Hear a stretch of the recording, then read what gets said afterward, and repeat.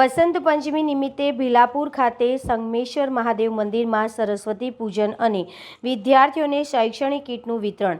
વસંત પંચમીના શુભ પાવન પર્વ વડોદરા જિલ્લાના ડભોઈ તાલુકાના ભીલાપુર અદલાપુર સ્થિત દેવ અને ઢાંઢર નદીના સંગમ તીર્થ ખાતે આવેલા પ્રાચીન શ્રી સંગમેશ્વર મહાદેવ મંદિરના પરિસરમાં વિદ્યાની દેવી માતા સરસ્વતીનું ભવ્ય પૂજન આયોજન કરવામાં આવ્યું હતું. આ વર્ષે સતત 36મા વર્ષથી સરસ્વતી પૂજન કાર્યક્રમ પૂજ્ય શ્રી બાપા મહારાજની અધ્યક્ષતામાં યોજાયો હતો. આ પ્રસંગે માતા સરસ્વતીના પૂજન બાદ 150 કરતાં વધુ વિદ્યાર્થીઓને નોટબુક, ચોપડા, પેન, પેન્સિલ સહિતની શૈક્ષણિક કીટ આશીર્વાદ સ્વરૂપે વિતરણ કરવામાં આવી હતી. ઉદ્યોગ જગત તથા ખાનગી કંપનીના પ્રતિનિધિઓ પણ ખાસ ઉપસ્થિત રહ્યા હતા. તેમને પૂજ્ય શ્રી બાપી મહારાજના વરદસ્તે પેન અને પુસ્તકો આશીર્વાદ રૂપે આપવામાં આવ્યા હતા. સાથે સાથે આગામી ફેબ્રુઆરી માસમાં ધોરણ 10 અને 12ની બોર્ડની પરીક્ષાઓ શરૂ થતી હોવાના કારણે વિદ્યાર્થીઓને વિશેષ આશીર્વાદ સ્વરૂપે પેન ભેટ આપવામાં આવી હતી. આ અવસરે પૂજ્ય શ્રી બાપી મહારાજ વિદ્યાર્થીઓને આશીર્વચન આપતા અભ્યાસમાં લગન રાખવા, સદમાર્ગે આગળ વધવા અને સમાજનું નામ રોશન કરવા માટે પ્રેરણા આપી હતી. આ મહાપૂજા સરસ્વતીની 1999થી શરૂ કર્યું છે અને આજે 35 વર્ષ થવા આવ્યા છે.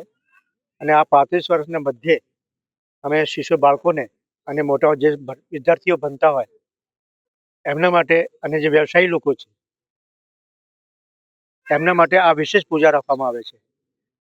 માની પૂજાથી સરસ્વતીની વિદ્યા, બુદ્ધિ અને વિવેક આ માતાજી ત્રણ પ્રદાન કરે છે, જેના લીધે બધા જ છોકરાઓને, બધા વિદ્યાર્થીઓને એનું ફળ મળે જ છે. અને એ પ્રમાણે આ 32-35 વર્ષથી આ પૂજા ચાલી રહી છે. પહેલે નાની પૂજા હતી. આ જંગલમાં જ્યારે કોઈ નહોતું આવતું ત્યારે 4-5 જણા પૂજા કરતા હતા. આજે આ પૂજા એક પર્વથી મહોત્સવ થઈ ગયું છે. આજે એ સરસ્વતી પૂજાને અમે મહોત્સવ તરીકે ઉજવી કરીએ છીએ. આજે કેટલા બાળકો અત્યારે કમસે કમ તો 100-150 બાળકો છે જ. હજુ આવવાની તૈયારી છે. બીજા આવશે. જેમ જેમ રાત થશે, સાંજ પડશે એમ બાળકો વધતા જશે. અને અહીંથી પ્રણામી આપવામાં આવે છે માતાજીની. છોકરાઓને notebook, pencil, rubber, drawing paper બધું જે છે માતાજીની પ્રસાદી તરીકે છે. અહીં વિદ્યામાં એ પ્રસાદ તરીકે બાળકોને આપવામાં આવે છે. આજના પાવન દિવસે શું આશીર્વાદ, શું કહેવાનું? આજના પાવન દિવસ આશીર્વાદ એટલું જ છે, માતાજી તો આપે છે આશીર્વાદ. એ તો આપણે એમની પાસે ગયા છે, આપણને મળવાનું જ છે. છતાંય અમારા મુખારથી માંથી જે નીકળે છે શબ્દો એ જ આશીર્વાદ હોય.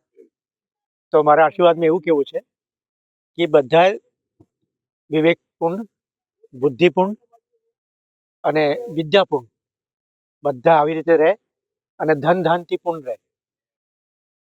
એની પાસે જે લક્ષ્મી આવે, લક્ષ્મીનું જે આગમન થાય એ સદુપયોગમાં જાય, ધર્મની ઓર જાય અને બીજાના હિતમાં જાય.